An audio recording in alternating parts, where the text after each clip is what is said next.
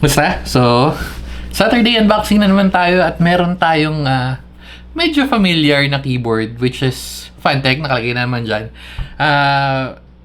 Mura ko siya nakuha kasi sa 1,000. Eto na lang, buksan na natin. Pero bago pala yun, hindi ko pa na-picture and wait. Just in case may sablay or kailangan natin balik. Kailangan natin yan. So, punta nga tayo dito. Nakalagay na nga sa... Uy! Hindi ko alam kung nadaanin yung address. Pero hindi, search na natin. So, going back, which is ito yung fan... Ay, nakalimutan yung model. Pero, open natin. Uy.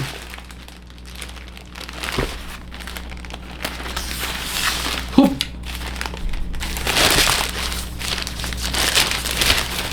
Uy, ang daming balot. Ang daming balot. Pero, hindi. Sige, buksan pa lang muna natin. Dami nating... Kaya tayo di natatapos eh. Okay. Uy, naka-plastic pa.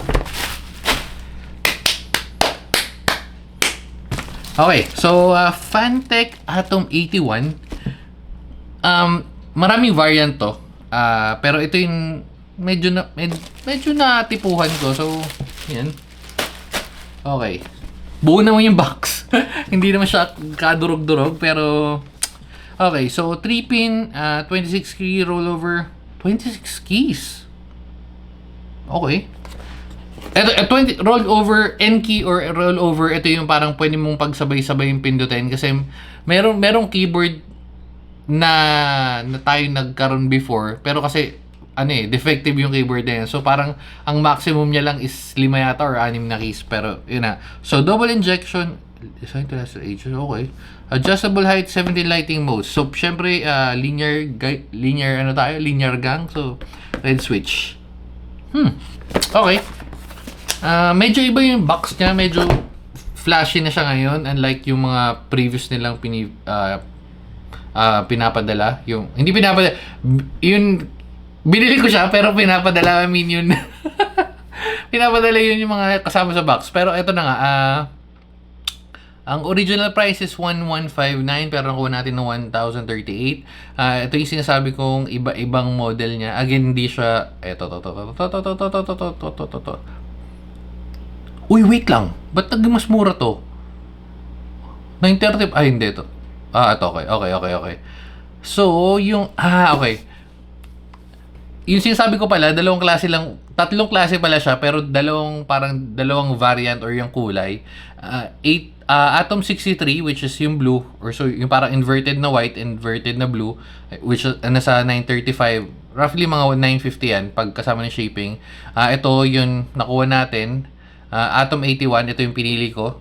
And then yung Atom, pala 96, parang, hindi, marami-rami na rin tayo. Pero hindi, sige. Malamang, hindi ko na in-order lahat kasi malamang pare-parehas lang naman yung Philips nun. So, testing na natin. So, napili ako kasi hindi sa taas, hindi yung bitin yung onti yung keys, hindi yung marami. So, nandang tayo sa socks lang.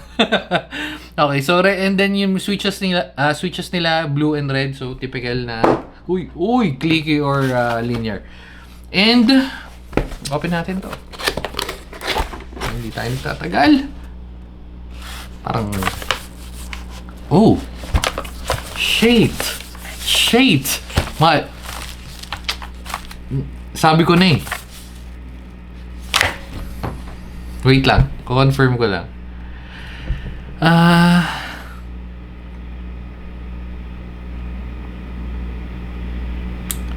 Hindi siya nakalagay dito. Yeah.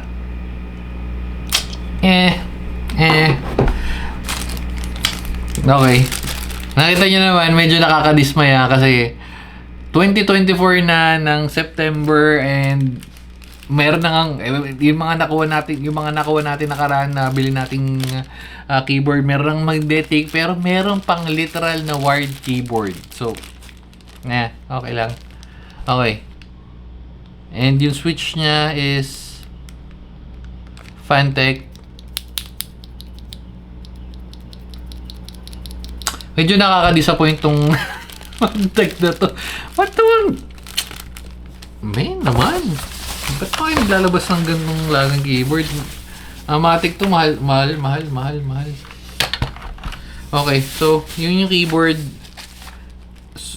Switch puller, keycaps puller. Meron ka pang warranty card na medyo may design ng bahagya. Siguro dito napunta yung pondo kaya nakabit yung wire, di na natanggal. Okay, so purchase date. I doubt na siguro kung meron man nakagamit sa inyo ng ganito like ng warranty card, comment kayo para malaman natin kung meron ba talaga silbi itong mga ganito. So, yan. And ito yung sobrang laki na ilang well, in this case medyo maliit lang. Pero ito yung kadalasan, ito yung parang poster type nila, diba? Oh, so yan.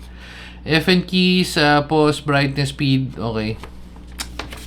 Nakakatamad na bukla. Putak ni wired keyboard. Literal na wired. Okay, so wala na naman, yun lang. Okay. Sige na, okay na, babay na. Wired keyboard ang putik.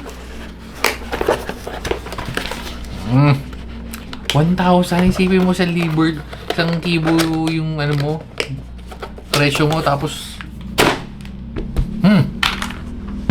anyway, so tago na lang natin to, kunwari hindi siya wired keyboard. Pag sa ganitong angulo ko naman, hindi ko naman nakikita na may wired siya, so papakita ko sa inyo yung angulo ko. Ayan. Pag ganyan naman yung angulo niya, mukha naman siyang mechanical keyboard na totoo. Well, mechanical keyboard naman siya. Yan.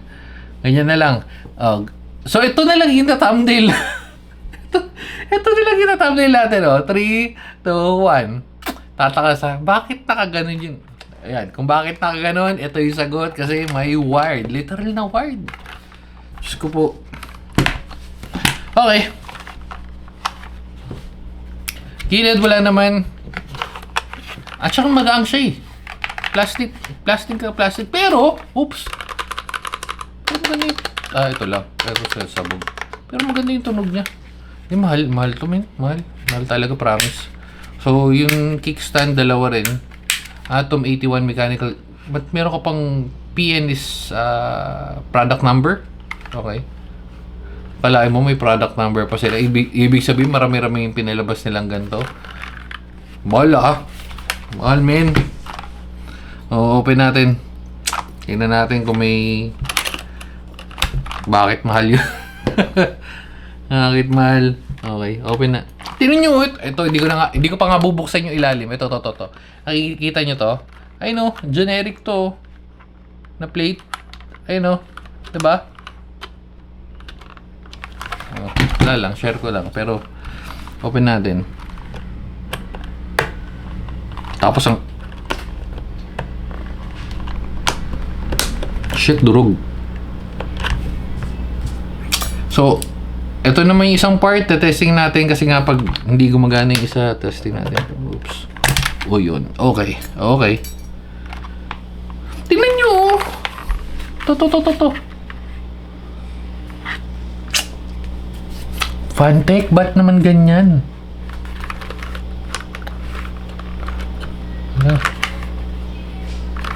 Negative.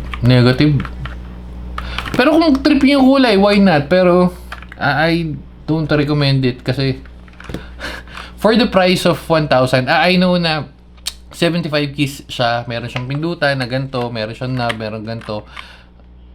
May makuha tayo mas better value na keyboard. So, but then again, if trip mo yung gantong kulay, gantong layout, by all means. Pero, para sa akin, medyo mahal siya. Pero, yun lang.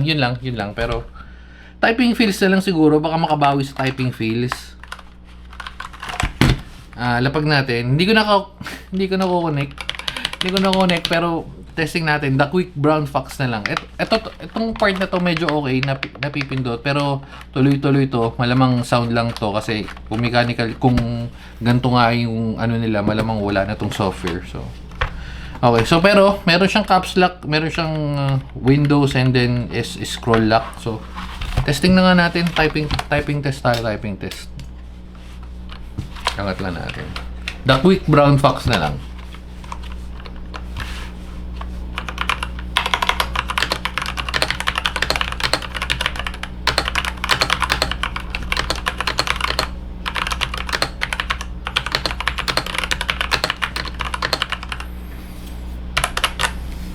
Hindi.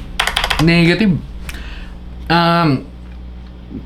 Yung switch, medyo kailangan mo rin siyang palitan. Generic switch. Parang may mali sa pricing nila. Siguro kung naglalaro siya ng mga 700, 600, 700, sabihin natin max 800, medyo makatarungan pa. Pero, yun lang. Then again, discretion nyo if trip nyo bilhin. Pero para sa akin, medyo eggs tong keyword na to. So, yun lang. Hindi ko masyado trip, man. Oh, sige na. Bye-bye na, guys.